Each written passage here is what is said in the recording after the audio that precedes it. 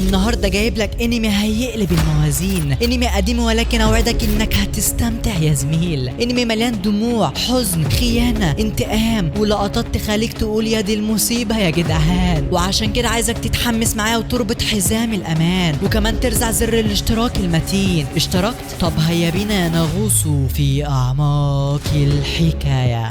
ده هو هيجان، شاب مزارع بسيط وملوش في اي كلام، عايش مع مراته وابنه في بيت منعزل بعيدا عن زحمه المدن وبعيدا عن ضوضاء الناس. عايشين حياه سعيده مليانه فرح وهدوء. هيجان فرحان ومبسوط من الحياه اللي هو عايشها، وبتعدي الايام والايام وكل حاجه زي الفل يا صديقي. ولكن هل الوضع هيفضل كما هو الحال؟ لا والف لا. وفي يوم من الايام بيسمع الابوين خبر صادم في التلفاز، وان تم قتل شخص وتقطيعه الى اشلاء حرفيا يا صديقي. الاتنين بيبصوا لبعض بصه مليانه رعب وقلق، بس عشان ابنهم بيجي مش بيعرفوا يتكلموا، فبياخدوا هيجان وبيدخلوا اوضته عشان الوقت اتاخر. وبيتاكد بعدها من كاميرات المراقبه وبيرجع لمراته من تاني، واللي بتكون في حاله من الذعر الرهيب. فبيطمنها وبيقول لها ما تخافيش، محدش هيعرف يوصل لينا. وبتعدي الايام والايام وكل حاجه زي الفل يا صديقي. ولكن للاسف تسير الرياح بما لا تشتهي السفن، عشان في يوم طبيعي زي اي يوم بتكون العيله قاعدين بيعملوا عيد ميلاد لابنهم، بيعزفوا وبيغنوا وهيجان في قمه سعادته بالحياه اللي هو فيها. وبيخلص اليوم على كده، وفي اخر الليل هيجان بيحس بحاجه غريبه، فبينزل عشان يشوف اللي بيحصل. وبيلف وشه هوبا بيلاقي عصابه كسرت الشبابيك، بوم دخلوا البيت وبيضربوا عليه ابر سما وهجوم من كل ناحيه. بس على مين؟ هيجان ده شكله واد عنتيل، بيقدر يصد هجماتهم بكل سرعه واحترافيه، مش بيفكر كتير وشغال قتل في العصابه، تقطيع ولاد حرفيا سندال. بيجي واحد من وراه قبل ما يقطع رقبته، هيجان بيشقلبه وبيسحب منه سيفه وبيخلص عليه بضربه في نص دماغه. لكن فجاه بيسمع صوت صراخ ابنه الوحيد، هيجان جسمه بيقشعر من الصرخه اللي سمعها. بيحاول يروح ينقذه لكن هوبا بياخد ابر سامه في رقبته وبينتشر السم في جسمه. ورغم كده بيحاول بكل قوته يروح لابنه الوحيد، ولما بيوصل بيتصدم صدمه عمره حرفيا. بيلاقي مراته مقتوله في حضنها ابنه كأنه بيقول غابت الشمس وذبلت الورود وبكت الغيوم وبهت كل ما في الوجود. ووسطه عجزوا عن الحركه القائد بتاعهم عمال يضحك بكل هستيريا، وهوبا بينزل بالسيف في رقبه مراته. حرفيا مشهد يقشعر له الابدان. وقبل ما يلحق هيجان انه يتحرك بيلاقي السيف مخترق جسمه من ورا. دي بتكون بمثابه النهايه بالنسبه له. بيسقط فاقدا للحياه في وسط دموع القهر والحزن. وبعد ما بيتاكد القاتل ان هيجان مات بيمشي عشان الشرطه بتكون على وصول. وفعلا بتوصل الشرطه للمكان، ولكن بعد ايه ما خلاص المجرمين هربوا بالفعل يا صديقي. وتاني يوم بعد ما جثه هيجان بتتاخد للمشرحه فجاه بنلاقيه فاق ورجع للحياه، ولكن علامات الحزن والانتقام ماليه وشه. بيفتكر منظر مراته وابنه وهي بتتقتل قدامه وبيفقد الوعي من تاني. بيفوق بعدها على صوت الممرضه وهي بتحاول تفوقه. بعدها بيدخل الدكتور وبيساله لو فاكر اي حاجه من اللي حصلت، بس مش بيلاقي رد منه. فبيكمل وبيقول له انت رجعت للحياه باعجوبه بعد ما تم الاعلان عن موتك. لكن الكلام ده كله ولا فارق معاه. هيجان بيساله عن اهم حاجه بالنسبه له، ايوه بيساله عن ابنه ومراته. لكن للاسف الدكتور بيردوا علامات الحزن عليه. بيقول له البقيه في حياتك يا صاحبي. بطلنا مش بيقدر يستحمل وبينهار من الحزن والبكاء. وفجاه بيدخل عليه محققين من الاف بي اي. المحقق بيقول له انهم عاوزين يساعدوه وعشان كده عايزين يعرفوا منه اللي حصل. لكن كما هو متوقع يا صديقي مش بيلاقوا اي رد منه، وعشان كده بيديله الكارت بتاعه واللي بالمناسبه اسمه مايك. وبيقول له لو احتجتني استخدم الكارت ده وتواصل معايا. وبعدها بيمشي هو والبنت اللي معاه وهما خارجين. مايك بيقول لها انا حاسس انه عارف الحقيقه، وكمان شكله عارف مين اللي عمل كده وقتل عيلته، وعشان كده بيقول لها انهم هيراقبوه. وفي المساء هيجان بيروح للمشرحه عند مراته وابنه عشان يشوفهم لاخر مره. لكن ساعتها هيجان ما بيرضاش يدخل يشوفهم، متردد زعلان غضبان، وبيقول لنفسه مش هودعهم غير لما يجيب حقهم الاول. وبعدها هيجان بيروح يقعد في السطح رغم ارهاقه وتعبه. وبوم فجاه بيهجم عليه مجموعه مقنعين عشان يخلصوا عليه. الله، مش كفايه اللي عملتوه في الواد وعيلته ولا ايه؟ ولكن بطلنا ما بيشوفش قدامه، ما بيصدق. بينزل فيهم طحن ومحدش قادر يلمسه. وهوبا بيستخدم مهاره التنفس وبضربه واحده بيخلص عليهم كلهم. بيجي مقنعين اكتر من الاول وبيهجموا عليه، بس اللي ما يعرفوش ان ده مش هيجان القديم، لا لا لا، ده الواد هيشعللها وهيقلبها جحيم على دماغهم. المقنع بيهجم عليه بإبر سامة لكن هيجان بيصدها في ثانية. بيشوف الاسانسير فبيرمي عليه السيف اللي معاه، بياخدهم لجوه وضربه بضربه والواد فعلا بيشعللها تقطيع والواد حرفيا سندال. الاسانسير بيتفتح بيلاقي مجموعه تانية في وشه، العيال بتترعب من اللي شايفينه وزي ما هو متوقع يا صديقي ده بيلعب في وشهم البخت حرفيا. وبعد ما بيقتلهم كلهم بيجي الوحش اللي قتل مراته، ايوه بيبص له بنظره كلها تحدي. هيجان بينهال عليه بكل غضب وعصيان، ولكن الواد ما بيكونش سهل وبيصد كل ضرباته. بيهجم عليه ولكن على مين؟ هيجان بيستخدم مهارة الوهم وبيستغل تشتته وبوم بيطعنه. واول ما الواد بيفقد توازنه بينزل هيجان تشريح فيه، بيلزقه في الجدار وهيجان فشخ الواد طعنته ومشلوحه حرفيا. هيجان بيسأله ازاي عرفتم مكاني؟ قولي ازاي عرفتم توصلوا لي؟ بس الواد بيضحك بكل استفزاز وما بيردش عليه. وفجأة هيجان بيشيل القناع اللي على وشه وبيظهر بشكله الحقيقي لأول مرة، ولما المقنع بيشوفه بيتصدم صدمة عمره. ابلع يلا. واخيرا هيجان بياخد حق عيلته اللي ماتت، وبعدها بيروح يشوف عيلته للمرة الأخيرة. الواد وشه مليان بتعابير القهر والحزن ومش عارف يعمل ايه. بيقول ليه انا فضلت عايش وما متش معاهم؟ انا ضحيت بكل حاجة وفي الاخر رجعت لنقطة الصفر من تاني. ليه الحياة بكل هذه القسوة يا ترى؟ وبعدها بيرجع للبيت من تاني وبنلاقيه بيخرج صندوق كان مخبيه جوه الحيطة. بنلاقي جواه قناع وصور وذكريات قديمة لعيلته. بياخد القناع وبيلبسه وبعدها بيحرق البيت باللي فيه بكل الذكريات الجميلة اللي عاشها. وبكده يكون هيجان القديم رجع ومش هيكتفي بقتل اللي قتل مراته وابنه، لا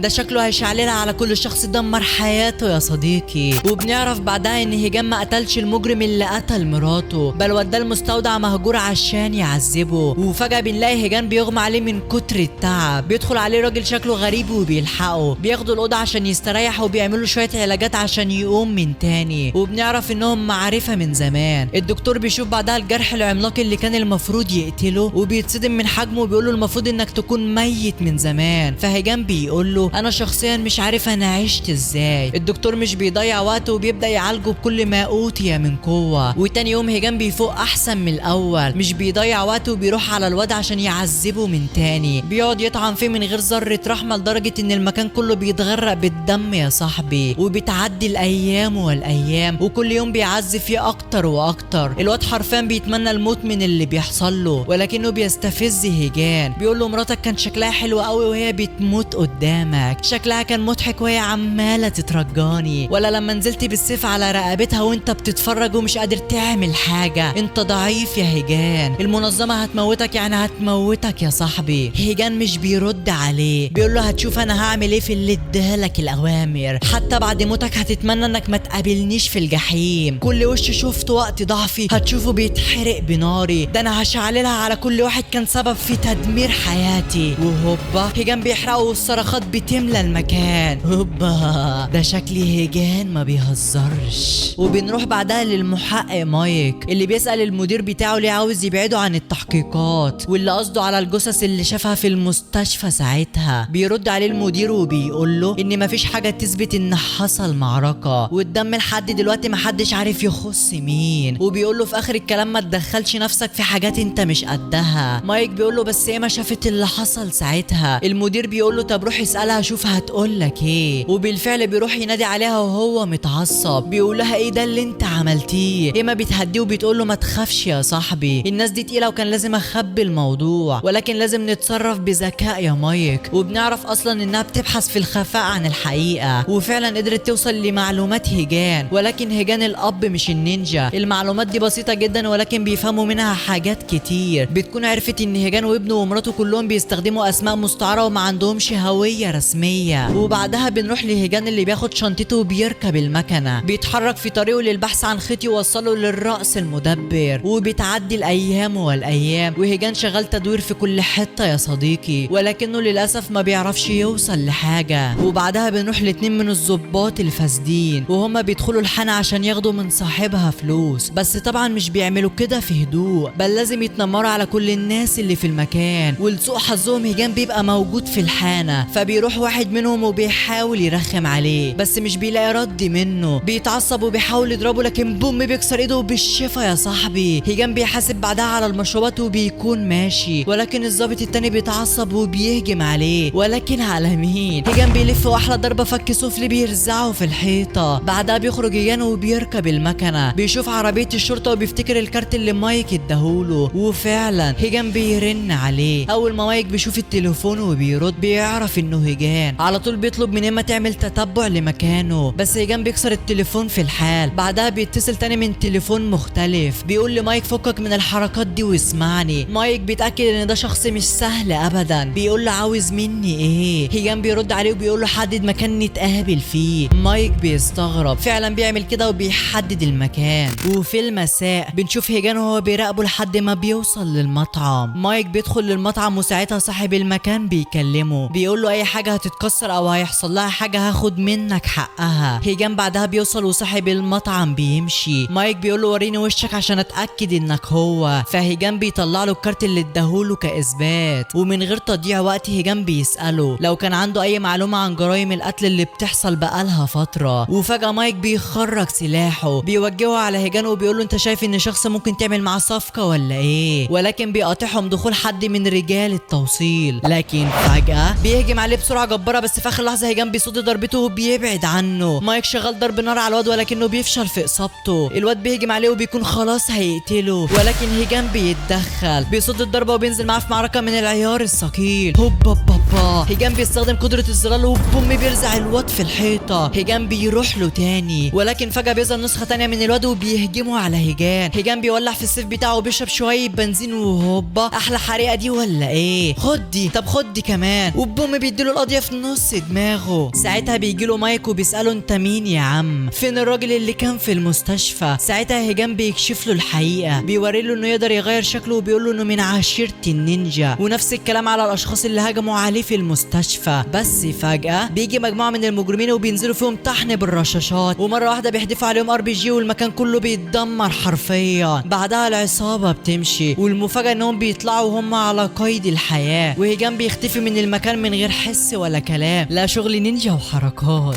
بنشوف بعدها واد كده شكله مجنون وبيقدر يمسك شخصيه مهمه وبيقتله بابشع طريقه. وبعدها بنلاقيه فاتح صوره لهيجان وشكله كده مش ناوي على خير. ايوه، وبالمناسبه اسمه زعتر. وبعدها زعتر بيروح يقابل الزعيم والرأس المدبره لكل حاجه، الشخص الذي يقع على قمه منظمه النينجا ياماجي. وخليكم فاكرين ياماجي ده كويس عشان هنحتاجه قدام. وساعتها بنبدأ نفهم شويه حاجات، هو ليه المنظمه بتهاجم هيجان رغم انه نينجا زيهم. وعشان تفهم اكتر يا صديقي هحكي لك حدوته صغيره. منذ سنوات هيجان ساب المنظمه وبعد عن القوانين بتاعتها، واللي هي قتل اي فرد يخرج من المنظمه، وعشان كده يعتبر خاين وممكن يسرب التقنيات السريه بتاعتهم. وبالمناسبه هيجان كان من اقوى النينجا في المنظمه ساعتها، وكمان يعتبر الاقوى فيها حتى هذه اللحظه. هيجان عنده عدد لا يحصى من المهارات والقدرات اللي محدش يقدر يتعلمها، وعشان كده يعتبر حاله استثنائيه في تاريخ منظمه النينجا. وقدام هنعرف ليه هيجان خرج من المنظمه وحصل اللي حصل. ياماجي بيكلف زعتر بالمهمه دي واللي هي قتل هيجان، وبنروح بعدها لواحد من المنظمه وبيلقب بحاصد الارواح. هوبا ده شكله واد جامد تنين وما بيهزرش. الشخص اللي قدامه بيساله في كام واحد انت حبيتهم وقتلتهم؟ انا سبت لكم المنظمه وبعدت عنكم، عايزين ايه مني تاني؟ الواد بيبص له وبوم الاتنين بيجوا على بعض بقوه جباره والمكان كله بيتدمر حرفيا. وبالفعل حاصد الارواح قدر يخلص عليه. وتاني يوم بنروح لمايك وهو بيحاول يعرف مين اللي هجم على المطعم، ولكن القضيه بتتقفل اصلا من غير تحقيقات، وبيتهم فيها صاحب المطعم بالتعاون مع العصابات. ساعتها بيجيله المدير وبيقول له تعالى نتكلم شويه، وبالفعل بيطلعوا يتكلموا. المدير بيديله اجازه مفتوحه لحد ما يعقل، بيسيبه وبيمشي، ومايك بيكون في منتهى الحزن. وبنرجع تاني لهيجان اللي بيبقى قاعد في مكان معزول لوحده وعمال يحد سلاحه، وصوت ابنه ومراته بيكون في دماغه على طول. وفجاه مايك بيدخل عليه بعربيته، هيجان بيدخله المستودع وبيبداوا يخططوا مع بعض، وبنعرف انهم شغالين في الديره مع بعض بقالهم فتره. وبيوصل مايك بعد تحليلات كتير واستنتاجات ان في شركه اسمها اوزا. الشركه دي بتشتغل مع النينجا وبيصنعوا ليهم كل انواع الاسلحه. الشركه دي خطيره بكل ما تحمله الكلمه من معنى. ومش بس كده، لا دول كمان عندهم سلطه كبيره لدرجه انه اتطرد من شغله بسبب انه كان بيدور وراهم. هيجان بيرد عليه بيقول له ان الاشخاص دول قتلوا عيلته وانه مش هيسيب حد منهم على قيد الحياه. مايك بيقول له لو عملت كده انا هضطر اقبض عليك يا صاحبي، ولا اقول لك اعمل اللي اللي تعمله، انا كده كده مطرود من الشرطه. وبيكمل وبيقول له ان في شخص تالت معاهم في الفريق واللي هي ايما، اللي اول ما بيتقابل هيجان بتنبهر بيه عشان طول عمرها بتسمع عن النينجا بس اول مره تشوف حد منهم. بيدخلوا العربيه واللي بتحسها تعبانه من النظره الاولى، ولكن فجاه العربيه بتتحول لاجمد انظمه الاختراق. البنت تافهه بس برضه نينجا في مجالها، كمان بتجيب لهم معلومات اكتر عن الشركه واللي صاحبها اسمه جوزيف، وبتعرفهم ان شركه اوزا دي مش شركه عاديه ابدا عشان تقريبا ما فيش مجال مش حاطين رجليهم فيه، عسكري، شبكات، تكنولوجيا، طب وهندسه، وحرفيا كل المجالات اللي تيجي في خيالك. وكمان عندهم سلطه عاليه جدا في جميع انحاء العالم، وكل لما حد يطلع في السوق جديد وبينافسهم بيتم قتله في ظروف غامضه. بنروح بعدها لرئيس الشركه وهو بيهني العملاء على الاختراع الجديد اللي هيغير العالم. بيخلص الاجتماع وبيروح لبيته، لكن الصدمه انه بيلاقي ياماجي عنده في البيت. بيروح يسلم عليه وبيقعد معاه، وبكده بنتاكد ان شركه اوزا ليها علاقه بالنينجا ومتعاونين مع بعض. ولكن ياماجي بيرمي له صوره للمجموعه اللي هجمت على هيجان ومايك وهم في المطعم. جوزيف بيقول فعلا دول من فريقي، وانه عمل سلاح جديد وقال يجربه، وملاش احسن من هيجان بما انه خاين ونينجا كمان. بس ساعتها ياماجي بيقول له ما تتدخلش في شغلنا تاني من غير ما ترجع لي، وبيسيبه وبيمشي. وبنرجع تاني لفريقنا اللي في العربيه. هيجان بيحس بحاجه على طول، هيجان بيبعد مايك وبيتفادوا ضربه السيف. ايما بتتحرك بكل سرعتها لكن النينجا بيفضل متعلق في العربيه. مايك بيضربه بالرصاص ولكن ما فيش اي فايده، وفي اللحظه دي هيجان بيستخدم قدرته وبيحدد مكانه. بوم بيطعنوا بالسيف، بس فجاه بيتخبطوا من عربيه وهم ماشيين، بيغمى عليهم كلهم ما عدا هيجان اللي مره واحده بيجي واحد وبيرمي عليه اسهم لكنه بيبعد في اخر لحظه. هيجان بيخرج من العربيه، بيهجموا على بعض والواد شغال تصدي في ضربات هيجان، والاتنين فايقين وشغالين ضرب من كل الاتجاهات. الواد بيطلع مجسات وبيهجم بيها على هيجان، ولكن هيجان نينجا برضه بيستعمل قدرته الخاصه وبيطلع من ظهره دراعاته وبيمسكوا بيها. طب تعالى، بيكسر بيه واحد، التاني، التالت، وهيجان حرفيا فنان. ولكن الواد بيتعصب، بيخرج كل قوته وبيهجم عليه بصواريخ من كل ناحيه. هوبا بابا، هيجان على طول بيقدر يتفاداها بكل سهوله. طب خدي، طب خدي كمان، جامد يا ابني والله. هيجان بياخده على حافه السطح، بيسحب منه الكاميرا الاول وبيرميه بعدها. هيجان بيبص للكاميرا وبيقول هو مفيش منافس ولا ايه؟ وساعتها زعتر شاف ده كله وبيتحمس، وفي دقايق معدوده بتيجي الاسعاف والشرطه للمكان. بياخدوا ايما ومايك وبيودوهم للمستشفى. وعند هيجان بيجيله اتصال والمفاجاه ان الشخص ده بيناديه باسمه الحقيقي. هيجان بيتصدم والواد بيكمل الكلام، بيقول له ما تخافش المكالمه دي محدش يقدر يسمعها غيرنا. هيجان بيساله عن اسمه، ولكن الواد بيقول له ما ينفعش تعرف اسمي دلوقتي. بيقول له انا عارف انك رايح لشركه اوزا وعايز اساعدك. هيجان بيتصدم اكتر انه عارف حاجه سريه زي دي. بيكمل وبيقول له ان المنطقه كلها محميه بنظام حمايه قوي جدا ومتطور، ومستحيل تقدر تعدي منهم وتوصل لوحدك يا هيجان. هيجان بيقول له انت فاكر ان هثق فيك ولا ايه؟ ولكن المفاجاه ان الشخص ده هارب زي هيجان، وبيقول له عايز تثق فيا او لا دي حاجه ترجع لك يا صاحبي، عامه احنا هنتقابل قريب يا هيجان. وفعلا بيحدد له مكانه وبيقفل السكه. وبنروح بعدها لمايك وهو في المستشفى، بيبص في الورقه اللي معاه والهم ظاهر على وشه. بيفتكر لما مراته كانت بتتصل عليه ولكنه ما كانش بيرد عليها بسبب ضغط الشغل اللي عنده، وفي مره رد عليها وسمع اسوأ خبر سمعه في حياته.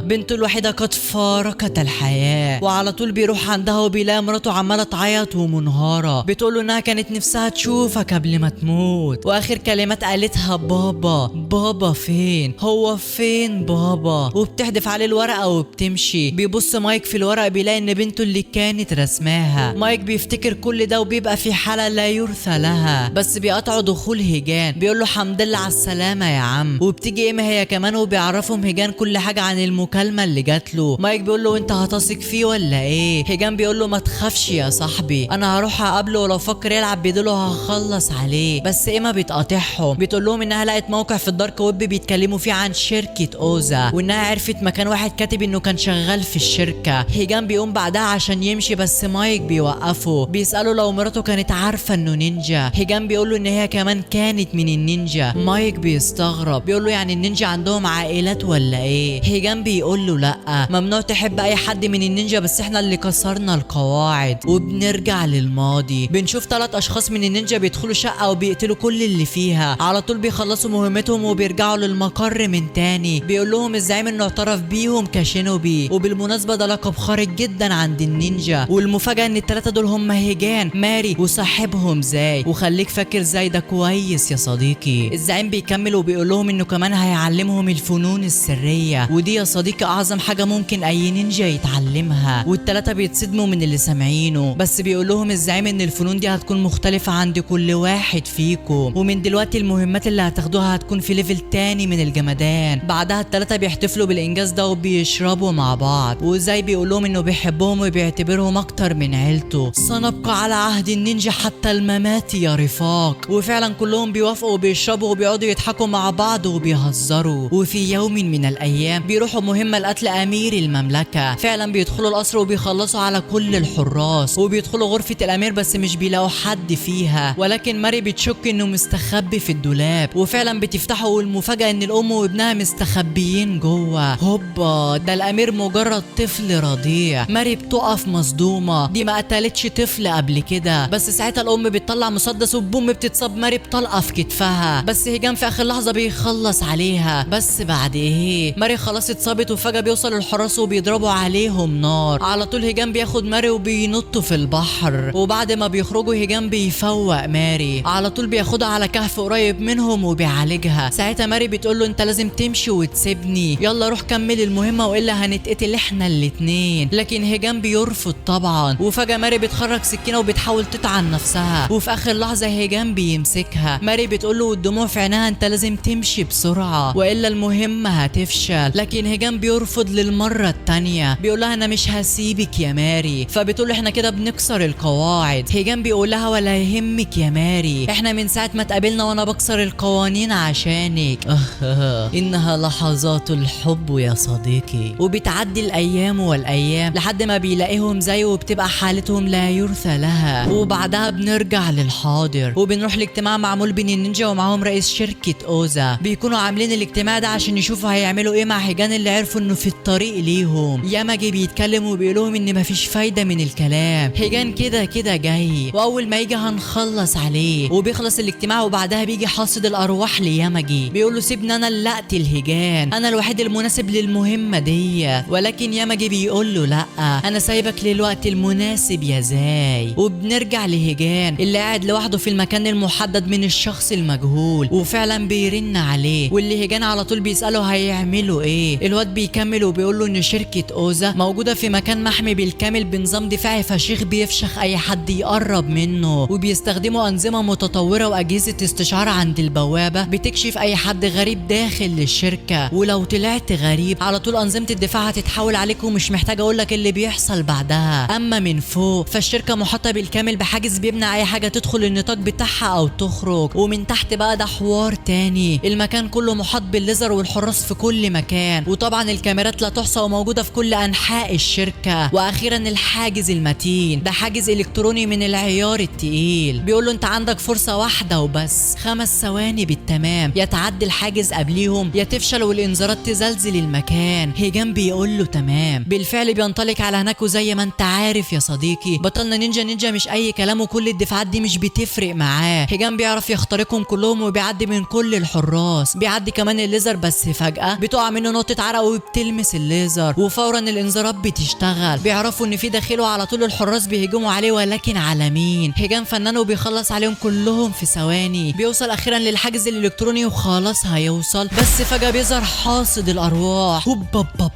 اصدقاء الماضي بيقابلوا بعض. ايوه يا صاحبي، حاصد الارواح ده هو زي صديق هيجان في الماضي، حرفيا صدمة بكل المقاييس. هيجان بيقول له ازيك يا صاحبي، انت لسه في المنظمة وبتقاتل معاهم ولا ايه؟ مش فاكر الايام الجميلة اللي عشناها سوا ولا ايه؟ دول قتلوا مراتي يا زاي، ماري زميلتنا يا صاحبي، وقتلوا ابني الوحيد اللي ضحيت بكل حاجة عشانه. هل برضو يا زاي هتقف في طريق انتقامي ولا ايه؟ زاي بيقول له عادي، انت اللي خالفت القوانين في البداية، كده كده مش هتقدر تخرج من تاني، طالما وصلت لحد هنا يبقى خلاص، هو ده مصيرك المحتوم يا صاحبي. وهو ماشي بيقول له هنتقابل تاني يا هيجان. هيجان بيكون مصدوم وبيكون محتار، الواد زعلان ومش عارف يعمل ايه، هل يدخل ويشعللها على الكل ولا ينسحب وخلاص. وعلى الناحية التانية مايك بيكون وصل للمكان اللي عايش فيه الباحث بتاع شركة اوزا. حرفيا المكان بيبقى عبارة عن بار قديم ومهجور، ومايك بالفعل وبالفعل بيدخل والمفاجأة انه بيلاقي الشخص اللي بيدور عليه، وبالمناسبة اسمه جون. وبعدها بنروح للنينجا وهم قاعدين مع بعض، والبنت دي بتتكلم وبتقول لهم ان في مشكلة حصلت في الحاجز ده، وقف لمدة 5 ثواني ومستحيل عطل زي ده يحصل لوحده، اكيد في حد هو اللي قاصد يعمل كده. الواد ده بيسألها انت شاكة في مين؟ فبتقول له انها مش شاكة في حد دلوقتي. بتعرفوا انهم لسه بيدوروا، ولكن الحاجة اللي متأكدة منه ان ده حصل من جوه. هوبا، ده معناه ان في جاسوس وخاين في المنظمة. الواد زعتر بيقول لها مش مهم، المهم اننا لازم نندم هيجان على كل اللي عمله. فياماجي بيقول له مش هينفع نعمل حاجة معاه، احنا لسه لحد دلوقتي مش عارفين الفن السري بتاعه. فالواد بيقول له ايه رأيك ندخله للمكان، احنا كده كده جيشنا بالكامل موجود، فن سري ايه ده اللي يقدر على العدد ده كله؟ مستحيل طبعا يقدر عليهم. والفكرة دي شكلها بتعجبهم. وبنرجع لهيجان، الشخص المجهول بيكلمه وبيقول له انهم فتحوا البوابات وعاوزينه يدخل، وبيقول له بس احذر يا هيجان، ده فخ معمول عشانك واهرب احسن لك. بس الكلام ده ولا بيفرق معاه، على طول بينطلق على هناك وكل حاجة بيعملها بتكون متراقبة منهم. واول ما بيدخل بيستقبلوا عدد مهول من النينجا والدم بيبدأ يملى المكان، وبوم هيجان بينزل فيهم تقطيع وتشريح من كل الاتجاهات، وهوبا بيحط قنابل في بق واحد وبيرميه عليهم وطخ المكان كله بيتفجر حرفيا. وبنرجع لمايك اللي اتعرف على جون وبقوا صحاب كمان. ومش بس كده، لا ده بيعرف ان جون هاكر من الطراز الرفيع، وبيقرروا انهم يخترقوا الشركة ويجيبوا منها اي معلومة تفيدهم، ولكنه بيفشل في اختراقها اول مرة. بياخد بق قهوة كده وبيرجع يجرب من تاني، وايوه بينجح في اختراقها. على طول بيوصل لقائمة عمال اوزا، والمفاجأة ايه ده اللي جاب اسم ايما في القائمة؟ مايك بيتصدم وبدأ يفهم كل حاجة. بس فجأة حراس اوزا بيوصلوا للمكان، بيعرفوا ان هنا مصدر الاختراق وبيدخلوا عليهم، ولكنهم مش بيلاقوا حد عشان مايك وجون بيكونوا استخبوا. بيستنوا لحد ما بيتقدموا شوية وهوبا بيخرجوا بسرعة من وراهم وبيهربوا في الحال. وبنرجع تاني للوحش هيجان اللي بيكون بيشلوح في العيال ومبهدلهم على الاخر. بيروح على الاسانسير واخيرا بيوصل للمقر الرئيسي، وهوبا بيستقبلوا 4 من اقوى النينجا في المنظمة، والغريب انهم لابسين بدل مقاتلة من صنع شركة اوزا. وساعتها هيجان بيشوف طيارة وبيعرف ان ياماجي جواها، فبيفتكر اللي حصل مع عيلته وعلى طول بيهجم عليه. ولكن في لحظة بتوقفوا البنت دي وبوم بضربة قوية بتكسره. هيجان بيترمي لبعيد وهوبا بيجي واحد من وراه وبينزل عليه بضربة بتشلوحه، ولكن هيجان ما بيسكتش، على طول بيستخدم مهارته وبيشتتهم وبوم هيجان بيركز على اهدافه وبيهجم على ياماجي في الحال. ولكن للاسف الحبل بيتقطع وبيقع هيجان وبيكون جاب اخره خلاص. ساعتها الاربعه بيقربوا منه وهيجان بيقرر انه يروح لعيلته اخيرا. على طول بيستخدم الابر المحرمه اللي هتعزز قوته، وفورا بيمسك اول واحد فيهم وبوم بيوقعه وبيروح على التاني. لكن للاسف اعظم خيانه في الكون هي خيانه الجسد لصاحبه. هيجان بيقع من التعب وبينزلوا في طحن وضرب من كل ناحيه. هيجان بيصرخ من الالم وخلاص بيكون على شفير الموت. ساعتها زي بيتدخل، بيروح لهيجان وبيبص له نظره كلها شفقه، وساعتها هيجان بيروح يهجم عليه. بس للاسف هيجان استنفذ كل قوته. زي بيرزعه على الارض وبيقول له مش قلت لك يا صاحبي، مش قلت لك ان نهايتك هتكون هنا وانا اللي هقتلك ولا ايه؟ زي بيطلع سيفه وبيحطه على رقبه صاحبه وبينزل على رقبته وخلاص شكلها النهايه يا صديقي. ولكن فجاه الهجوم بيتصد من احد اتباع ياماجي. الله، هو مين ده واللي بينقذ هيجان؟ على طول بياخد هيجان وبيفجر المكان وبيهرب بيه. وساعتها هيجان بيفتح عينه، بيلاقي نفسه محطوط في كبسوله متطوره وبيتعالج فيها. وهنا بتجيله البنت وبتشيل القناع، والمفاجاه دي بتطلع ايما يا جدعان. هوبا دلوقتي بنفهم كل حاجه. كانت بتغير صوتها باستخدام تقنيه كده، وبنعرف انها نينجا زيه، ولكنها خانتهم عشان تساعده، والسبب هنعرفه قدام. بتقول له انه مستحيل يقدر يهزمهم باستخدام الفن السري لوحده، وبتوري له البدله اللي صنعتها له مخصوص عشان يقاتلهم. وفي الوقت اللي هي بتجهز مزامنه البدله مع هيجان، ياماجي بيكون ناشر الجنود وقلبين الدنيا عليهم. وساعتها ايما بتقول له انا اللي انقذتك اول مره لما طعنتك من ظهرك باستخدام الفن السري بتاعي. هيجان بيتعصب اول لما بيسمع كده، بيقول لها ليه ما عالجتيش ابني ومراتي؟ اشمعنى انا؟ وساعتها بيغمى عليه من كتر الارهاق. بس ارهاق ايه يا باشا، احنا لسه بنسخن. عشان في الوقت ده بيوصلوا الحراس للمكان اللي موجودين فيه، بيقربوا منهم جامد وبيفتحوا الباب، والمفاجاه بيلاقوا فخ وبوم المكان بيتفجر بيهم. وبعدها باسبوعين اخيرا المنظمه بتعرف مكانهم، واللي بيكونوا موجودين في عربيه متحركه طول الفتره اللي فاتت. وفجاه بنلاقي حد بيفتح سقف العربيه، واللي بيكون زعتر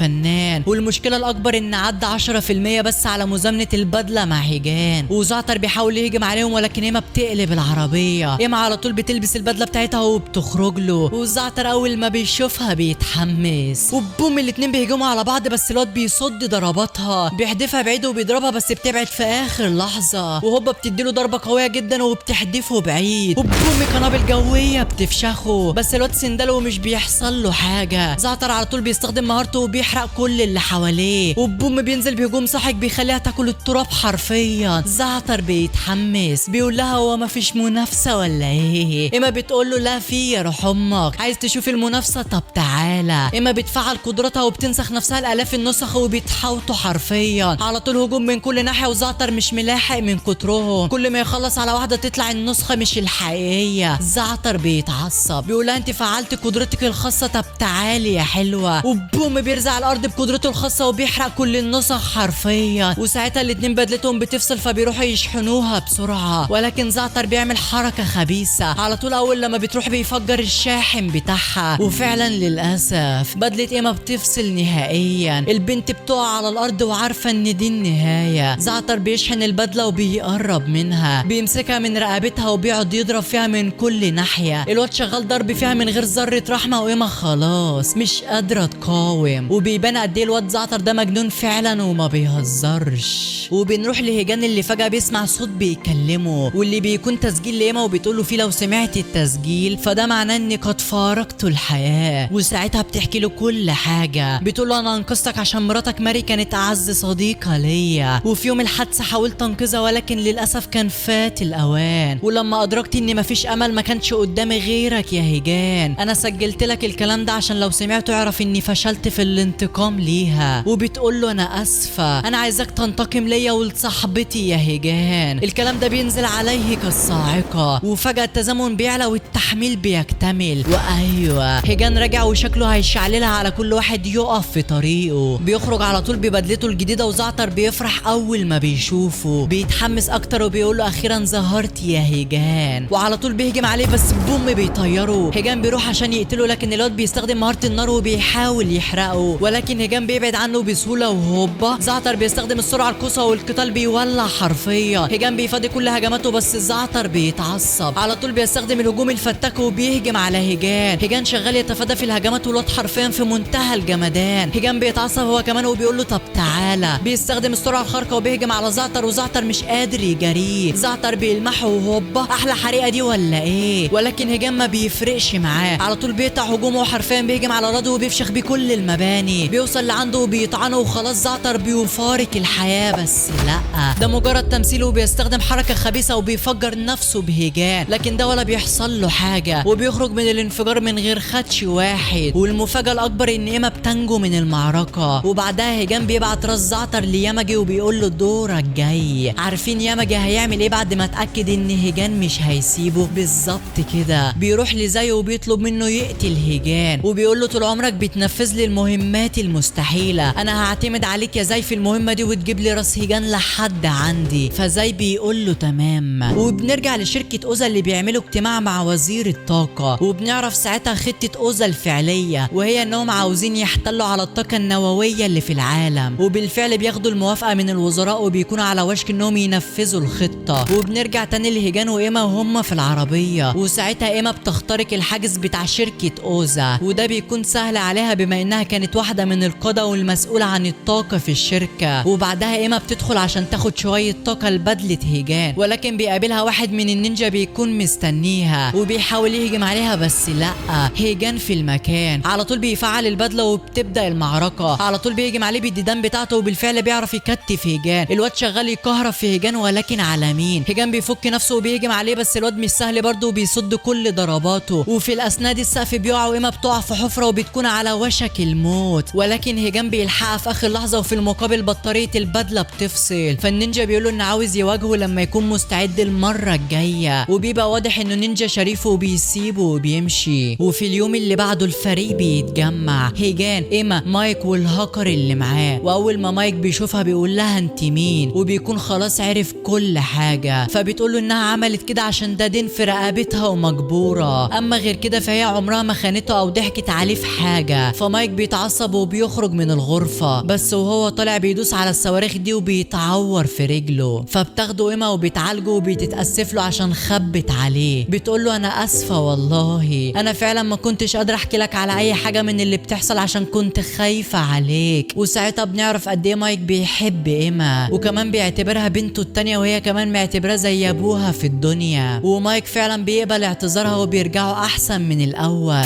وبنشوف بعدها زي وهو بيروح يشوف البدله بتاعته، وشكلها كده هتبقى مدعكه على الاخر يا صديقي. وعند هيجان بيجيله الواد النينجا من تاني، بيقول له البس بدلتك ويلا بينا نكمل المواجهه. وبالفعل هيجان بيخرج عشان يقاتله على طول. الواد بيهجم عليه بس هيجان بيفادي كل هجماته، وهيجان على طول بيرد الهجوم وبيقطع كل الديدان اللي حواليه. ولكن الواد النينجا في منتهى الجمدان وبيجددهم من تاني. ولكن الموضوع مش بيقف لحد هنا، لا، عشان فجأة المكان كله بيتملي بالحراس وبيضربوا على العربية بتاعت ايما، لكنها بتستخدم النسخ بتاعتها وبتعملهم كدرع للعربية. وسرعان ما مايك بيخرج لهم وبيطلع الرشاش وبوم بيفجر ابوهم. والقتال بيبقى ملحمي عند هيجان، بس فجأة بتشوف قناص من بعيد بيزوم على مايك وبوم بيضربه بطلقة وبيقع ميت. وعلى طول ايما بتروح تطمن عليه، بس الحمد لله بيكون لابس درع واقي للرصاص. ومن هنا بيهجم عليهم مايك وايما مع بعض، والاتنين شغالين دعك في العيال، والاتنين حرفيا محدش قادر عليهم وبيقدروا فعلا يخلصوا عليهم. وفي نفس الوقت عند هيجان القتال كان شغال وحرفيا الاتنين مولعين من كتر الحماس. وساعتها هيجان بيقول له طب تعالى، وبوم هيجان بيطعنه وبيقدر يخلص عليه. وفي اخر انفاسه بيقول له انا فرحان ان هموت على ايد نينجا قوي زيك يا هيجان. وفجأة رئيس شركة اوزا بيفعل التفجير الآلي، والمشكلة ان هيجان قلع البدلة وايما كمان قريبة، وبحركة جدعانة منه بيحمي هيجان. لكن للأسف ايما بتودع الملاعب وبيحصل انفجار بيفجر ابو ام المكان حرفيا. وبعدها هيجان بيبص على الواد وبيلاقيه اتفحم حرفيا. وعلى الناحية التانية بيشوف مايك مع ايما، وساعتها ايما بتموت في مشهد يقشعر له الابدان. ومايك بينهار وبيبكي من كتر الصدمة وبيفتكر كل الذكريات الحلوة اللي عاشوها، وبيقول لها ليه يا ايما، ليه مت وسبتيني؟ ده انا كنت معتبرك بنتي التانية، وكنت الحاجة الوحيدة اللي كانت مدياني امل في الحياة. وبيفضل يعيط من كتر الحزن وهو بيقول لها اقسم لك يا ابنتي لانتقم من كل شخص كان سبب في موتك. وبعدها بياخدوها وبيحرقوها. وبتمر الساعات والساعات وهيجان ومايك وجون مش قادرين يتخطوا اللي حصل. ولما بيرجعوا للعربية بيشوفوا نشرة الاخبار، وبنعرف ان شركة اوزا نزلوا اعلان للقبض على الفريق كله بتهمة الارهاب. وعارف ليه عملوا كده يا صديقي؟ اقول لك انا، في اثناء المعركة ايما وجون عرفوا يوصلوا لمعلومات خطيرة عن شركة اوزا، ولو فضحوهم هيخسروا كل حاجة حرفيا. وفي اثناء ما هم قاعدين بيدخل عليهم غراب معاه رمز غريب، وهيجان بيعرف ان ده عبارة عن تحدي لانزال فردي من زاي، مواجهة حاسمة حتى الموت لمعرفة من الاقوى. وساعتها هيجان بيفتكر الماضي لما هيجان وماري وزاي كانوا في مهمة، وفجأة لقى نفسهم محاطين بالجنود من كل ناحية. والطبيعي في حاجة زي دي انهم بيستنوا التعزيزات، ولكن زي ما كانش بيفرق معاه، بيروح يهجم على الجيش لوحده. وفعلا الواد شغال تقطيع في العيال ومش راحم اي حد يقابله، وبيخلص على كل اللي بيقابله. لكن للاسف الكترة بتغلب الشجاعة وخلاص بيستسلم قصاد مصيره المحتوم. بس بوم بيجي هيجان وماري وبينقذوه، والاتنين حرفيا بينزلوا في باقي الجيش بدون ذرة رحمة، وشغالين دعك في العيال من كل اتجاه، ضربة من هنا على ضربة من هنا، وبيخلصوا على الجيش بالكامل. وبعدها بيرجعوا للمنظمة. هيجان بيقولوا ده احنا شلوحنا العيال وعملنا جمدان يا صاحبي. وساعتها ماري بتسأل زاي وبتقوله انت ليه دايما بتقاتل لوحدك يا زاي؟ انت ليه دايما بتكون لوحدك في المعارك ومش بتشارك معانا في القتال؟ هو احنا يا زاي مش فريق واحد ولا ايه؟ فزاي بيحكي لهم، بيقول لهم وهو صغير ان عيلته اتخلت عنه، ومن ساعتها هو مش بيثق في حد بالذات بعد الحياة الصعبة اللي عاشها. ولكن يا هيجان انت وماري، انا بعد ما شفت الموقف اللي عملتوه وانقاذكم ليا النهارده حسيت بشعور غريب، حسيت بشعور ما حسيتوش غير معاكم يا اصدقاء. ومن اليوم ده زي بيعتبر هيجان وماري هم عيلته واصحابه وكل حاجة واغلى ما يملك، لحد ما بتعدي فترة من الزمان لما ماري بتحمل وبيقرروا انهم يمشوا من المنظمة. وساعتها زي بيتصدم وبيحس بالفقدان للمرة التانية، وهيجان بيطلب منه انه يجي معاه ولكنه بيرفض وبيقول له قبل ما تمشي يا صاحبي اوعدك اني هقتلك يا هيجان. وبعدها بيسيبوها في حالة من الوحدة والخذلان.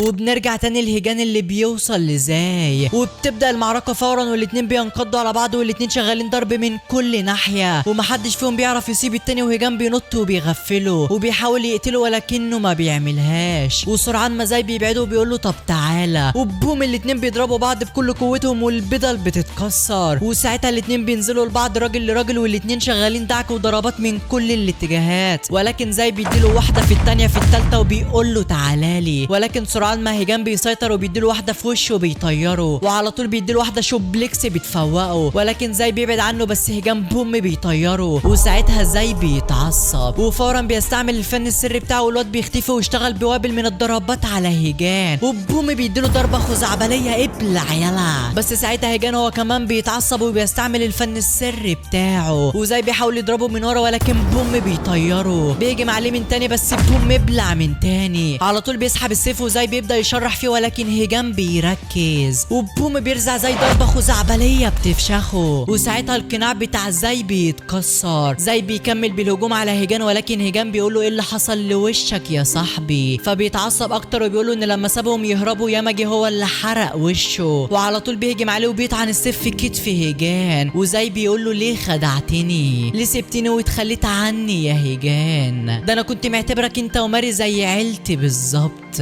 ولكن للاسف مفيش اي حد يستاهل ثقتي بعد كده. فهيجان بيقول له انا قلت لك تعالى معانا وسيب المنظمه بس انت اللي رفضت يا زاي، انت اللي تمسكت بيهم بالرغم من اذيتهم ليك. وبوم بيرزعه بكل قوته في الجدار وبيكمل وبيقول له انا جاي هنا عشان انتقم لماري وابني من ياماجي يا صاحبي، وكمان اثبت لك اني لسه بحبك وبعتبرك زي اخويا. وزي اول ما بيسمع كلامه بيفقد الوعي بعدها. وعلى الناحيه التانيه ياماجي بينقلب على جوزيف مدير شركه اوزا عشان خلاص خد كل اللي عاوزه، وبالفعل بيجمع رجالته وبيروح عشان يقتله، ولكن بتاخدوا المساعده بتاعته وبتهرب بيه بس مش بتلحق وياماجي بيوصل. وعلى طول بترمي جوزيف بره وبيتواجه ياماجي وحراسه. وبعد كده بنعرف معلومات اكتر عن المنظمه وانها كانت في الاول بتحارب الشر في الوقت اللي الزعيم ادى فيه هيجان والباقي الفنون السريه، ولكن ياماجي ساعتها غدر بالزعيم وبقى الزعيم الجديد. ومن ساعتها والمنظمه بقت منظمه معموله لسفك الدماء وليس الا يا صديقي. وعلى الناحيه التانيه بينجح اخيرا مايك وجون انهم يفضحوا شركه اوزا بالمعلومات اللي معاهم، بس المشكله ان جوزيف بيركب الطياره وبيكون على وشك الهروب، ولكن مايك في المكان على طول بيدور عربيته وبيوقع الطياره. وساعتها جوزيف بينزل وبيحاول يهرب ولكن على مين؟ مايك بيقدر يلحقه ويمسكه ولكن جوزيف بيعضه وبيفلت منه، بيقول له سيبني اهرب والا هفجر المفاعل النووي. ولكن مايك ما بيكونش همه، وجوزيف اول ما بيدوس على الزرار بوم، لا والله ما بيحصلش حاجه يا صديقي، وده عشان جون عطل جهاز التحكم وكل الصلاحيات بتاعت الشركه. وساعتها مايك بيمسك جوزيف، بيفتكر كل الذكريات بتاعته مع ايما، بيفتكر ساعه الانفجار اللي كان سبب في القضاء عليها، وكل ده حصل بسببه. ومايك بيتعصب على طول بينزل في ضرب من كل ناحيه ومش رحمه، وبيرفع عليه السلاح وبيقول له اللي هيحصل ده انتقاما لايما. وبعدها بنرجع لهيجان اللي بيوصل لياماجي اخيرا، وحانت الان اللحظه الحاسمه، ومن غير تضييع وقت بينزلوا ضرب وطحن في بعض من غير كلام. هيجان بيهجم عليه بكل قوته ولكن ياماجي بوم بيطيره. الاتنين بيرجعوا يكملوا وبينزلوا لبعض وهجمات من كل اتجاه، وياماجي بيهجم عليه ولكن هيجان بيتشقلب، والاتنين مكملين دعك في بعض والنزال بيكون مولع من كتر الحماس. وفورا هيجان بيرزعه في العربيه وبينزل عليه بهجوم قوي بس ياماجي بيصد ضربته بصعوبه، لكن خلاص هيجان هينتصر. بس في اخر لحظه زي بيتدخل وساعتها الاتنين بيهجموا عليه. الله، 2 على 1 مش رجوله يا جدعان. هيجان فعلا بيتم حصاره والواد مش ملاحق من هنا ولا هناك، الاتنين شغالين دعك في هيجان وهيجان مش عارف يعمل ايه. ولما ياماجي بيمسكه من رقبته هيجان بيستغل الفرصه وبيفعل الفن السري بتاعه بيقول لهم تعالوا لي، ولكن يا ويلتاه ياماجي هو التاني بيفعل الفن السري بتاعه وبيلغي قوه هيجان، واللي فورا بيتحكم في عقله وبيدخله جوه دماغه. وساعتها هيجان بيشوف ابنه وهو بيقول له انت ليه سبتنا نموت؟ هو انت مش كنت واعدني انك هتحمينا طول الوقت مت ولا ايه؟ وهيجان فعلا بيعيط وهو محطم من جواه، وياماجي بيروح له وبيقول له مش قلت لك اي حد يعدينا مصيره الموت ولا ايه؟ وفعلا بيجهز سيفه وبيسدد ضربته، وهيجان بيكون مستسلم وعارف ان دي نهايته، ولكن في اخر لحظه زي بيتدخل وبيصد هجومه ودراعه بيتقطع. هيجان بيتصدم وياماجي بيتعصب هو كمان وبيقول لهم انتوا لازم تموتوا كلكم ايها الحسالة، وفعلا بيهجم عليهم وبيكسر ابو ام الارض تحتيهم، والتلاتة بيوصلوا لاكبر مفاعل نووي في المدينة، وسرعان ما ياماجي بيركب عليه وبيسحب منه الطاقة وقوته بتزيد جدا وبتبقى مرعبة، وبوم بضربة خزعبلية بتطيره. خدي، طب خدي كمان، طب تعالى يا هيجان، انت فاكر واد حسالة زيك هيفوز في المعركة ولا ايه؟ بيطعن السيف في كتفه الشمال وكمان في اليمين وبيثبته مكانه، وساعتها هيجان بيستسلم وبيكون على وشك الموت، وسرعان ما بيحلم بماري وبيعتذر لها وبيقول لها انا اسف يا ماري، انا فشلت وما قدرتش انفذ انتقامي. ولكن ماري بتقول له لا،